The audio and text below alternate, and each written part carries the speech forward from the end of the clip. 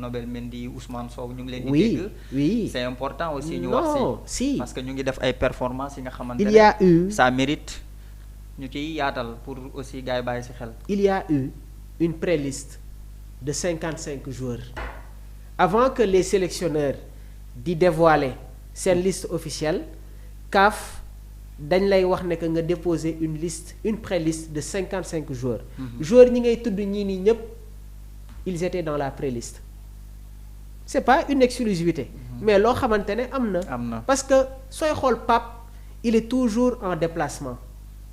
Et à chaque fois su génnee dafay dem xool joueur bi de près discuter avec son entourage joueurs yi ngay tudd nii ñëpp ils étaient dans la pré-liste léegi nag dañuy dem sur une compétition africaine, une compétition qui est trop complexe muy la Coupe d'Afrique des Nations. Et entraîneurs yi en général su ñuy dem ci ay compétition ils ne profèrent pas autant de changements dans le dispositif. Loolu moom mooy réalité bi. Léegi nag entre-temps Pape Thiaw ñu bëri jàppoon nañ ne que semaine bii lay dévoiler sa liste. Puusaat na ko ba le 11 décembre. Qu'est-ce que cela signifie? lu bëri la mooy match yi nga xamante ne yenn joueurs yi war nañ ko football diggante tey suba ak gannaaw suba. Ça va être déterminant pour eux. Parce que comme ni ma la ko waxee il y aura peut-être une surprise benn ñaar joueurs yi nga xamante ne tàmmuñu woon di leen gis dans la sélection. Parce que la CAF a autorisé que équipe bi ñu yokk tuuti seen ay effectifs. Loolu nag ça signifie beaucoup de choses et je pense que c'est une très bonne chose pour le Sénégal. Le sélectionneur Pape Bouna Thiaw qui fait face à l'équation. Léegi nag il y a des préoccupations. Il y a des préoccupations. Samba Kodoudian, là je suis maa ngi en direct donc bàyyi ma SMS après on va y revenir. Alors comme ni ma ko waxee il y a des joueurs yi nga xamante ne sénégalais yi commencé nañ si di si poser ay interrogations muy le cas de Ismaïla Sarr, le cas de Habib Diarra ak ban joueur encore Ismaël Jacobs, Assane Diao. Assane Diao reprendre na entraînement yi. Habib Diarra reprendre na entraînement yi. Cheikh Tidiane Sabali a repris les entraînements. Ki nga xamante ne moom mooy Habib Diallo reprendre na entraînement yi.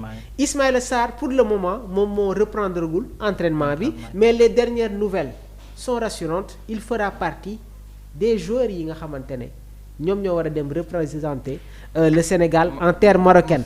Yaya oui waaw xam nga joueur yu mel ni Ismaïla Sarr c'est important ñu wax ko. ñooñu damay ne sax du entraîneur baa leen di yóbbu Coupe d'Afrique. mais ñoom ñoo yóbbu seen bopp. seen bëgg-bëgg défendre seen réew dépassé na gis nga ko yenn blessures yi. ndax wane na ko da koy wanewaat. man loolu laa gëm. waaw te depuis tàmbali bi wax naa la ko gëm naa ni que blessure bi du compliqué. ba de telle sorte que dina ko tere mu dem à la compétition. Très bien.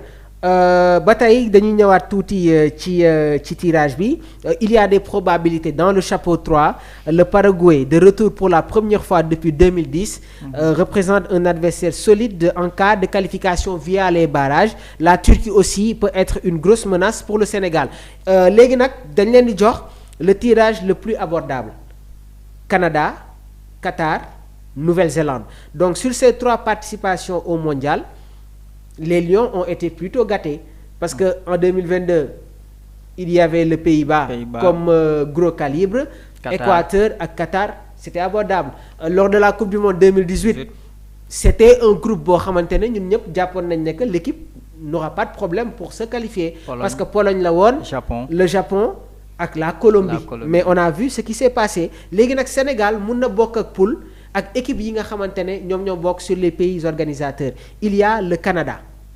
Il y a le Canada de Jonathan Davids ak Alphonso Davies nekk défenseur ci équipe bi di Bayern de Munich mais moom dafa am blessure moo tax il n'est pas encore de retour dans la compétition. Donc le Canada sera forcément poussé par son public lors de la Coupe du Monde, mais le Sénégal connaît ces genres de situations pour avoir déjà joué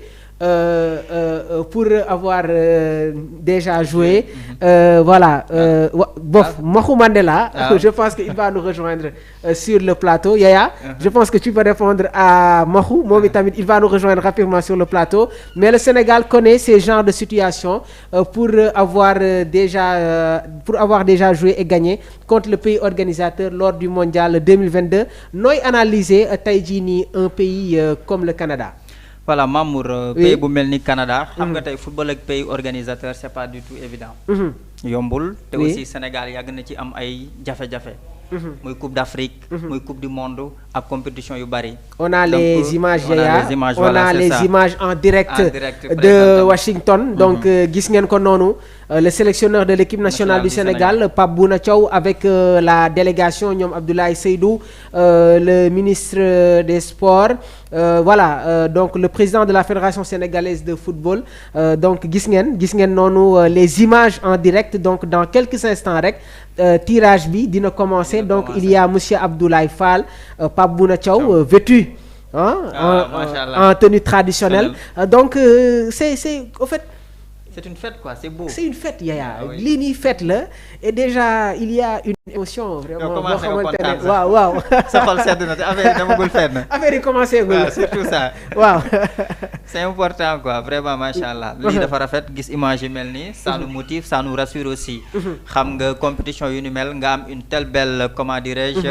ñi nga xamante ne ñoo déplacé wu dem dëkk ak ba dëkk. lu mel ni États-Unis du li nga xamante ne tey fii ak fii ngay jël sa oto yegg fa. donc sacrifice boobu noonu ñu def. représentation Sénégal ñu koy gis ci image yi muy romb de gauche à droite. defuñu lu dul mbégte defuñu lu dul fierté vraiment Mamour nañ ñaan yàlla rek gis nga ko tirage bi nga xamante ne moom la ñu war a defi nii fii ak quelques minutes comme ni ngeen gisee image yi chers internautes fii ci Sport Life 221 Sénégal dina am poule bi nga xamante ne c'est un peu favorable par rapport ak réalité yi nga xamante ne moom la football di doxee jamono ji parce que équipe bu ndaw amul ci àdduna bi ku jàpp ne que y a une petite équipe mënul nekk ndax équipe bu def jéego ba qualifié à une coupe du monde Mamour c'est pas une petite équipe nañu respecter équipe bépp bu ñu mën a am dans cette compétition nañ def lu ñu war exploiter li nga xamante ne moom lañ am comme ni ma koy faral di waxee cette complexité ñu bàyyi ko suñu kër yi dem à cette compétition def la différence pourquoi pas remporter ko gis nañu itam commentaires yi gars yi di si wax coupe du monde du li nga xamante ne da ngay dem rek jël ko waaye lépp loo gis si àdduna rek comme li may faral di wax gëm-gëm rek boo ko amee suñu borom dina yombal li ci des bu baax a baax Mamour nañ focus ci CAN bi c'est vrai mais aussi nañ focus ci coupe du monde bi ndax bokk na ci li nga xamante ne suñu ay trajectoire la fii ak 2026. merci beaucoup Yaya donc sans plus tarder on a un invité de marque bi nga xamante ne moom moo ñu rejoindre ci bile plateau donc Omar su fekkee mën naa ko dugal rek wala soit ma présenter ko gars yi muy Maxu Mandela Maxu on a un réel plaisir de t'accueillir aujourd'hui sur Sport Live 221 le temps que Omar mu koy installé donc gis ngeen na déjà Yaya il y a énormément de réactions vous êtes très nombreux à nous suivre ñoom Moustapha Sène ñoom Mamadou Sonko Delgado Habib 76 Delgado ñu ngi lay ziar bu baax ñoom Ibulaay Ndaw donc tamit il faut que ñu jël ay quelques réactions internautes mais damay jox kàddu bi Maxu Mandela moom i tamit soo leen ko gisee tey ci plateau bi ngeen xam ne que c'est quelqu'un qui aime l'équipe quand l'équipe nationale du Sénégal joue da ngay gis ne sax dafay nekk beneen nit gars yi def leen lii il faut que lii te am na lu am solo loo xamante ne ñi ngi koy préparer pour la prochaine Coupe d'Afrique des Nations il y a des surprises Sport Life vous réserve vraiment des exclusivités un réel plaisir de t'accueillir en direct. waaw xam nga Mamour ñun je pense que ñun ñëpp dañoo bokk la passion. Sénégalais moom quel que soit ci branche bi muy yëngu. on a une passion commune. cette passion là c'est le football et la lutte. exactement. Sénégalais bu ci nekk. am na mbër am na équipe donc da ngay gis que ne football. oui. et c'est un des rares moments yoo xamante ni tous les Sénégalais parti bu mu mën a nekk xeet bu mu mën a nekk fu mu mënti dëkk. ñun ñëpp on est unanime à supporter l'équipe nationale et cette équipe là qui nous a valu tant de satisfaction. oui Maxu. man damay wax souvent que ni parfois j'ai même du mal à parler de El Hadj Diouf. oui parce que su ma ko bëggee xas rek damay fàttaliku 2002. oui. ñu plaisir bi mu ñu procuré woon. et c'est la même chose ak Sadio Mané moom c'est autre chose. c'est des gens yoo xam ne dafay dem ba yow sa passion ak sa ki ngay supporter day dépendre ci sénégalais ba fa nekk. ak naka lañ ko traité. waaw damay mel ni man j'ai du mal maintenant à supporter Chelsea parce que dama jàpp ne non ni ñu traité Jackson dafa ñaaw. d'accord j'avais du mal à supporter Bayern parce que dama jàpp ne cër bi ñuy jox El Hadji Diouf Liverpool ba léegi mënuma koo faral. donc day gis que ne parfois même nos positions sont déterminées. par notre appartenance. très bien ou bien lan bokk te bokk nag dafa neex. équipe nationale nag bu xewlee lépp lu nit jàpp daf koy bàyyi. d'accord donc ñuy ñaan je m'en souviens donc j'avais Mbaye Diouf Dia non c'était pas Mbaye Diouf Dia c'était